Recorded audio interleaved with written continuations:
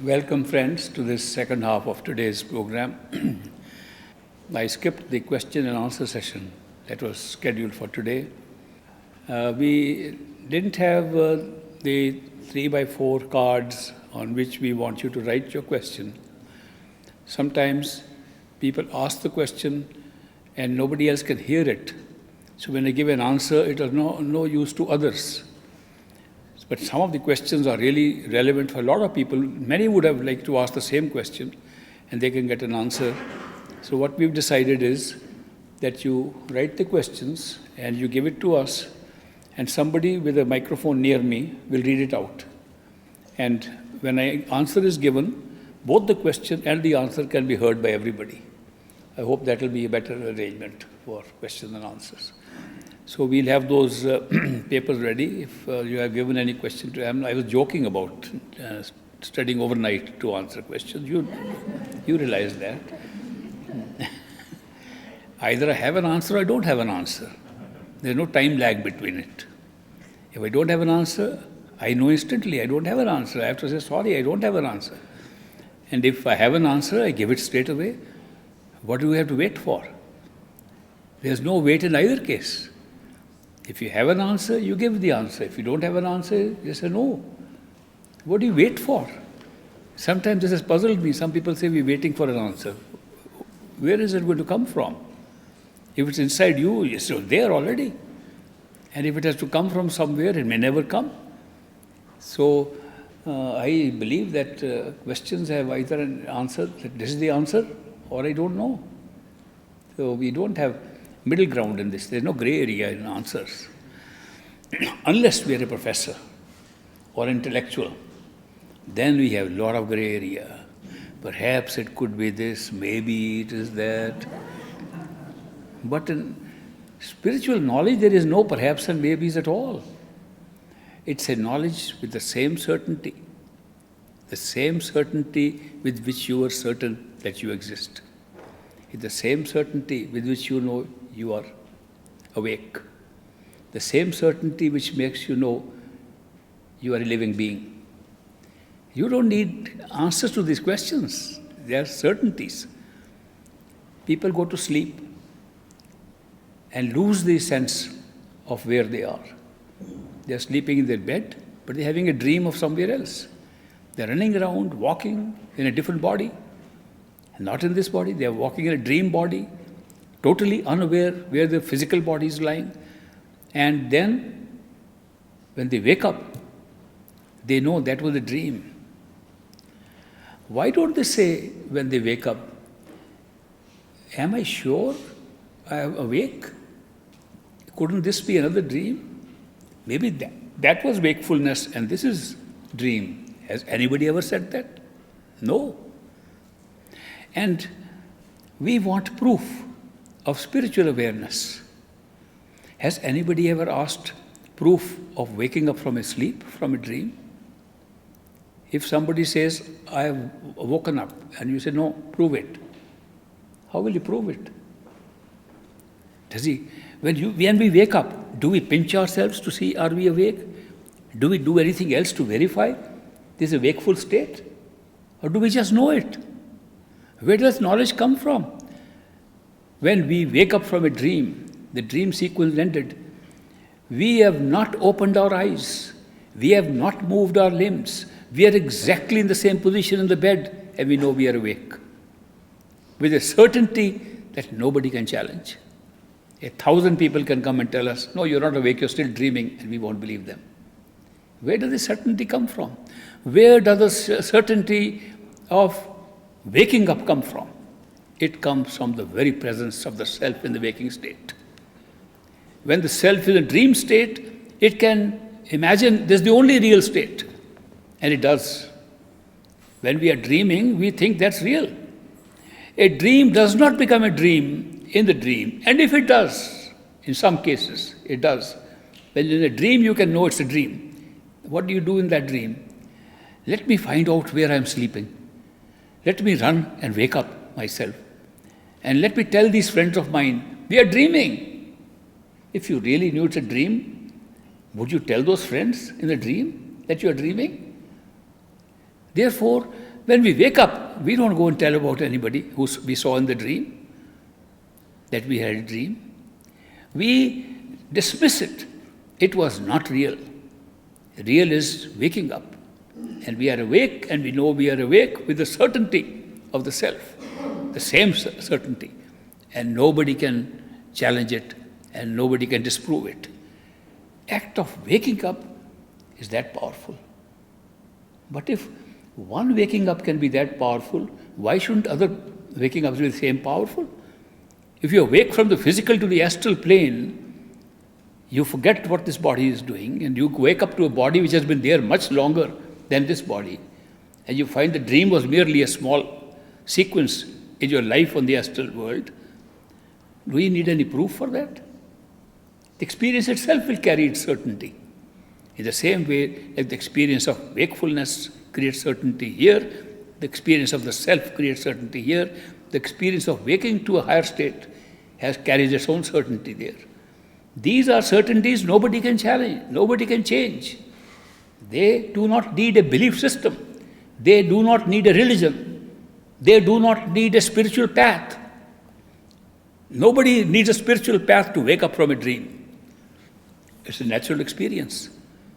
Therefore, any higher experience is also a natural experience. Then why are we having this meditation workshop? Everybody should just wake up. We are having this meditation workshop because if a friend of ours is sleeping and has an appointment to make and goes on sleeping and we want to wake him up, how do we do it? We say, wake up. We nudge him on the side. Get up, get up. The friend is still dreaming. The friend is dreaming that he's in a farm and he's carrying his horses home. And he says, who will carry my horses? He's speaking in his dream and thinking the horses are real. He says, I'm saying, get up. And he says, who will take care of my horses? And the person who is awake says, I will take care of your horses. And he wakes up. Does he ever say, where are my horses? Why not? It's the same situation here.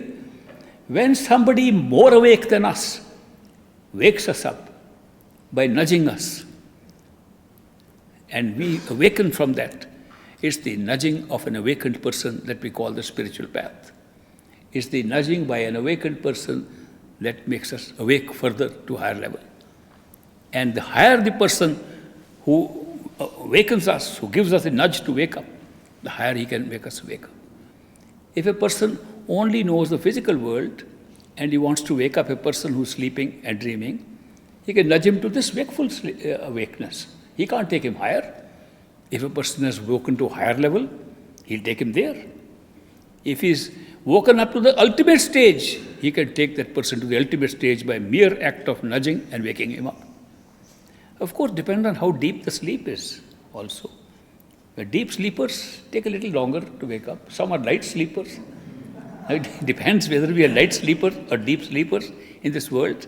Depending on that, we have different experiences. But the point is that this is not an artificial thing. This experience of awaking to a higher reality, awaking to a realization what is creating this reality, what's the original of which this is a reflection, what are the original pattern which is creating the current pattern. If we want to have that knowledge, it's not based upon religion, it's not based upon philosophy. Is based upon a practical experience of being awakened by one who is already awake. A very practical experience. It belongs to all religions, belongs to all nationalities. These perfect living masters who are awake at the highest level, they don't come to make us change our religion. They don't say, give up your religion and become this. They say, practice your religion, but also find out what's going on inside. They don't change our way of life. They give us some help needed to experience the nudge, to experience the trigger for waking up. Meditation is merely a trigger. Meditation is not an end in itself. Meditation is a means to wake up. Meditation is a trigger being applied by somebody who's awake, you will be able to see how he did it when you wake. You can only see a person who is nudging you when you wake up. Then you see who it is. In the dream, you may see him in a different form, because you may think this is some person doing something in the dream, and you wake up and find it's somebody else trying to shake your hand. So that's why this experience is very similar. The experience of experiencing higher reality is very similar to the experience of waking up. And that's why if a person who's awake tells a person who's dreaming about horses, I will hold your horses, he is participating in the dream of that person who's sleeping. He knows there are no horses, and yet he says, I will hold your horses. Is he telling him a lie? In one sense, yes. There are no horses. He is saying, I'll take care of your horses. On the other hand, he is telling the truth. That yes, you are seeing the horses, I am not seeing the horses. When you get up, there will be no horses. So, this participation by an awakened person into the life of a person who is dreaming is particularly directed, so that the triggers are applied which helps you to wake up. Waking up is a natural phenomenon. We all wake up. When we die and give up this body, we awake to a next body. And willy-nilly, whether we like it or not, because we all die. Nobody lives forever. So therefore, this awakening is like dying while living, getting an experience of what death is like while you are still living here. One major benefit of this experience of dying while living is you are never afraid of death after that. Not only that, you are never afraid, period.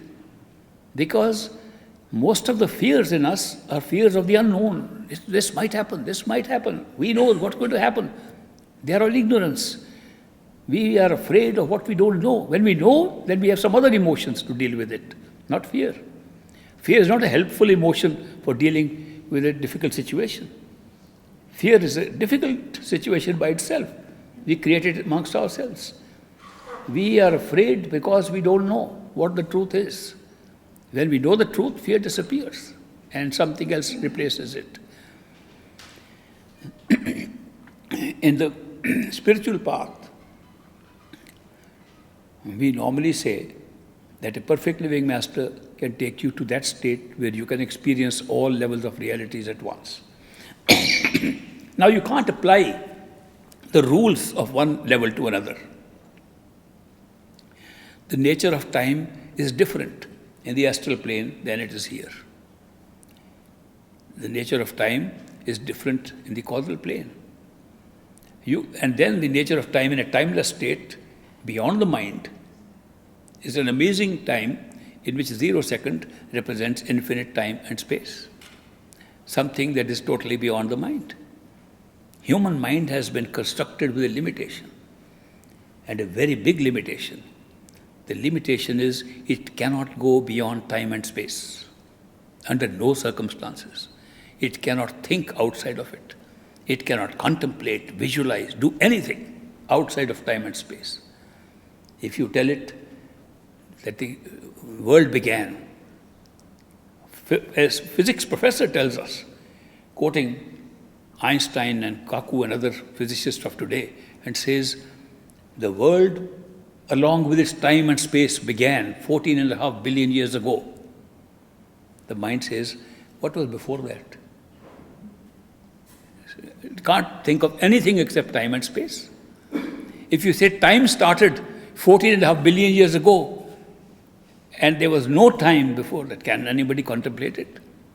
Mind is restricted into only being able to work in concepts, in conjecture, speculation, ideas, thoughts, within time and space. It cannot go beyond. As yet, our soul, our spirit, our consciousness, the one that is we are looking for in meditation, goes beyond it. If you want to have real knowledge, you have to go beyond the mind. Real knowledge does not lie in the realm of time and space. And we are confined to time and space. We can find several masters in this world today. Great master, my master used to say, there appears to be more masters today than disciples. They're running short of disciples and producing more masters. But the masters are of different kinds. The masters take you where they have gone. And that's their ultimate heaven, ultimate Sachkhand, ultimate truth, ultimate true home.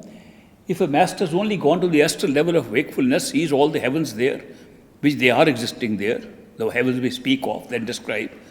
If he finds all those in the world of imagination, which has become reality there, and says this is the ultimate, he has seen that as the ultimate. All his disciples will think that's the ultimate. The master can't take any further than where he is gone. And only a master who's gone beyond that can say, no, there's more. What happens in the life of a seeker? A seeking is wanting spiritual truth.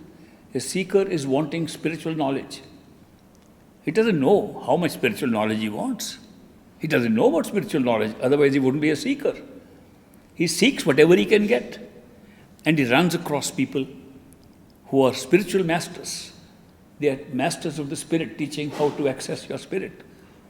And a master takes you to a certain stage where you find that this body is not real. There's another body that survives there, and that's the real one. That's reality, period. And you say, I'm happy. Well, it's good for you. You are happy. The master is happy. Everybody's fine. But if you say, that's not what I'm looking for, I want more, where did that come from? Where did that experience come from? I want to find the origin. If that seeking is in your heart, not even expressed to your master, you will find another master who goes beyond the master who took you to the astral stage, automatically. It's a built-in system in this creation of the spirit, spread out for various experiences in different forms. It's a built-in system that the seeking of the spirit, which is not coming from the mind, which is coming directly from the soul, is coming directly. The seeking is not a thought. Seeking of spiritual things is not a thought. We can use thoughts to express it. We can use thoughts to ruminate over it. But the seeking in our hearts for spiritual knowledge does not come from the mind or the body or the senses. It comes from the spirit. The spirit seeks its own origin. The spirit seeks, where do I belong? The spirit is searching for its true home. When that seeking comes and a master takes you to a certain level, if the spirit is seeking beyond, another master will come into your life and take you beyond. Ultimately, if your spirit seeks the ultimate, an ultimate perfect living master will come into your life. You don't have to search for one. You cannot find one. You can try as hard as you like. Because out of all the masters, the one who will be the most common looking, the one who is performing no miracles to prove himself, the one who is not approving, is not interested in proofs at all, is the one who may be the perfect living master. A perfect living master does not come here to prove anything. He has not come out to spread any message. He has not come here to say this message is right or this is wrong. He does not come into any judgment at all. A perfect living master comes here to say, these seekers here, there, are asking for the absolute. I'll take them home. And he takes them home. It's a very simple mandate for a perfect living master. He is not come to judge whether you are fit or unfit. He is not come to judge how moral, immoral you are. He is not into business of good and evil. He has come beyond the mind. These things are created by the mind. They all belong to the mind. But the perfect living master comes. This seeker has been seeking beyond what he's got. And he has got something, good footing. He has some kind of advantage that he has been seeking. But he's seeking more. Give more. Only those who are seeking the ultimate to go to their true home of the spirit are marked for being taken back by his perfect living master. And these marked souls are the ones for which the masters are here, at every level. Are they more real than the other people here? That's another question that comes up. When we say there are levels of reality, is there also a level of reality of people? Can a person we see be more real than other people? This question can be answered by a very simple way. You go to sleep and have a dream in which you meet 10 people, and 2 happen to be the friends you know in the wakeful state. They are your neighbors. and 8 people you have never seen. They look like cartoons to you in the dream, but they all look equal in the dream. And then you say, they are all dream creatures. And you wake up. They were all dream creatures with one difference. 2 of them were still there when you woke up. They are not the same characters who were in the dream, but they were the character that you dreamt about. So they were more real than those 8 others that were only existing in the dream. Then you wake up further to higher level of consciousness and say, you see another 100 people here. And you wake up to higher consciousness and they all disappear except out of those 2 that were there, one is still there. Obviously, the one that is still there when you have a second awakening is in that sense more real. He's coming into your experience in 3 levels of reality. What is the nature of a perfect living master in the physical form? That when you wake up, he is there in the astral form. When you wake up further, he is there in the causal form. When you wake up further, he is there in the spirit form. When you go home to your true home, he is still there. And you find he and you were the same. That you were the master of your own self, but you had to project another master for the sake of going back home. What experience! But wouldn't you call that ordinary living person in a human frame being different from all the others? Because all others disappeared as creation. And he continues to be part of Creator. And you continue to be part of Creator. And everything else disappears. So there are levels of degrees of reality, not only of the experiences we are having outside, but also of the nature of people that we are seeing around. And some are copies from real people at a different level. And some are merely being created because of karma. And that's another point. When I was young, one thing that baffled me a lot was how the law of karma works. I said, if I have interaction in my life with 20,000 people, and I have a karmic connection now, in my next birth, I have to pay off or receive things from them because of my karma. They have another 20,000 each. And it's an innumerable number. What kind of computer does this guy use who determines our destinies and writes out and says, okay, that karma with that guy, boy, it requires the top mathematician to do all the permutation, combination between millions of people, billions of people, and billions of people interacting with billions of people, and to write out their programs for a simple 50, 100 years life. In 100 years, how much can you accommodate? And what a big task. How does he put all the program, all this stuff? It was a very baffling thing for me. When I found the answer, it was the simplest. I found he has to do nothing. He has to create the images of those people. He doesn't have to create people at all. You have contact with 20,000 people. All you need is you go into another physical incarnation, into the dream state, create 20,000 people, exactly the way you have to do karma. They don't even know about it. You are having your karma settled. That's the simplest thing. There was no computer involved. Little imagination and some ingenuity. And the guy is doing a simple business. So this karma is creating people. Karma is creating people because whatever karma we have to create the people to pay off or receive. We have to be punished or rewarded based upon our own actions, our own conscience telling us it's right or wrong. We are creating our morality, we are creating our karma, and we are creating worlds and next life. Who is real then? How many people that we come across are created for karmic reasons, and how many are created for spiritual reasons? That's only you can find out when you wake up one after the other, different stages. At the end, you will find one person is still awake with you, and he was there in every dream of yours. And he was a perfect living master. He even came into the dreams that you had within this dream. Even within dream, he was still there.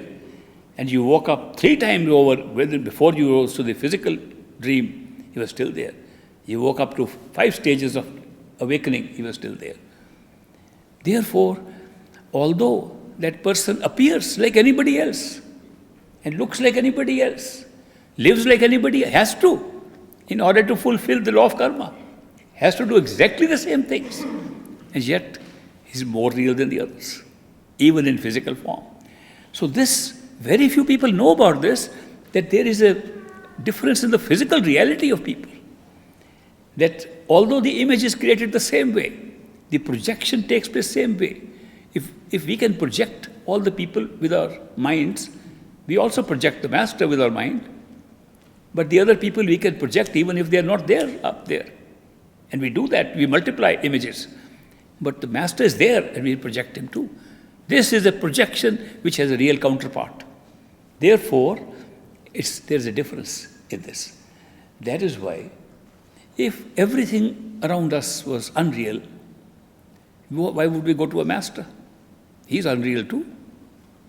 Why would we look for somebody who's as unreal as anybody else, and we created that master, we created everything else? That's what we are told on the spiritual path. We should just look for something inside and find a true master, not a master outside. But when we look for a true master, the same guy comes up again. And then we say, no, there was a difference even in the physical plane. I'm explaining these things to you because sometimes there are a lot of questions asked that how do we know the master? And I said, you don't know. You can't know. But the master can know. If he cannot know who is a seeker, he is not a master. If he cannot know who is a marked soul, he is not a perfect living master at all. He must know it at all levels. Because when you reach the end of this journey, to the top, where we belong, from where the spirit originated, which is one spirit, one totality of consciousness, no split in that. It has never been more than one, never will be more than one, has never been split into any individual souls or spirits. All this was created by the power of consciousness within that one consciousness. The entire existence is within that one consciousness. Once you reach that point, you have experience of the entire consciousness level, all the levels you know. All the levels you know how they are created by the power of consciousness, and all are real or unreal depending on how you want to make it and how you want to experience it. You can lock up some of the experience and make it real. I sometimes give the example of a drop in the ocean. Another example that baffled me as a child. I was told, because I belonged to a family who were following masters, and they would talk about these things. They said, we are lost souls. We are like drops of water. We've forgotten where the ocean is. One day, master will come and help us. Pick up the drop and go and pour it back into the ocean, and we'll get merged in the ocean. Never appealed to me. If this is the spiritual path, I said, I'll never take it. Simple reason. If I am a drop, I have an identity, an ego, a personality of a drop. I go and merge in the ocean, I lose everything. I'm a loser. One drop in the ocean will make no difference to the ocean. He doesn't gain anything. It's a lose-lose game. This spiritual path of a drop running all around to find the ocean and then merging in it is losing himself in the ocean. That's a terrible spiritual path.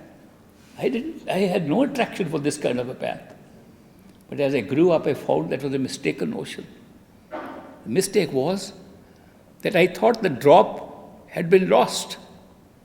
That the drop was lost, had gone away somewhere and was trying to find the ocean. I found the drop never left the ocean. The drop was still in the ocean. What made it a drop was loss of the awareness it is part of the ocean. Drop was never lost.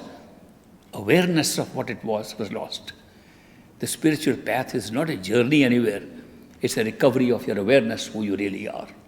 It's a recovery of the truth about the self, that what the self is. That when the self realizes through means of meditation and awakening to all the levels, you find you are always the ocean, that you never lost anything. You regain the awareness of your true self, that you were the ocean and never a drop. That you became a drop because you made very narrow the awareness of your own self. You narrowed it down by putting covers upon yourself. You narrowed it down by creating things like time and space and spread out things outside beyond yourself. You narrowed yourself by making small forms into which you embedded yourself and thought, this is a huge world, huge universe, I'm a very small part of it. You demeaned yourself to this level that you became ordinary human beings in a huge multitude of population. What did you lose? You lost awareness. You lost awareness that even at this time, you are no drops. You are the ocean. You lost the awareness that you are the ocean, and you are confining yourself to the awareness of a drop. When you expand your awareness step by step, 5 steps to total awareness, and you'll find out you are always the ocean. That's what we are here for. The meditation workshop is designed to provide that opportunity to regain our awareness and to find out who we really are. That's why I said in the beginning, if you can find out who you really are, and you are not sitting anywhere far away, you're sitting right inside a physical body, which by a power created by consciousness, the power of awareness, the power of imagination, the power of attention, you can reach that point and know and expand your awareness to totality and be the ocean again. We'll continue this tomorrow, and we'll have more meditation sessions tomorrow and also questions and answers. And especially, I have said so many things to you today. Normally, the mind likes to ask questions on these things. That's normal. And therefore, you can write tomorrow the questions, and I'll try to answer them during short sessions of question and answer. Also, some people have asked for personal interview one-on-one. That's always advantageous to people who have personal questions. And you can give your names. Are there anybody who's leaving today itself? Is there anybody who has never had an interview before and would like to have an interview? These people who never had an interview before and would like to have an interview, I'll give them time today itself. Okay? And the others will follow this pattern, that those who never had interviews come first, and those who have had interviews will come later. And I'll go and meet those people who I've seen before in physical form. I emphasize physical form. Thank you very much. God bless.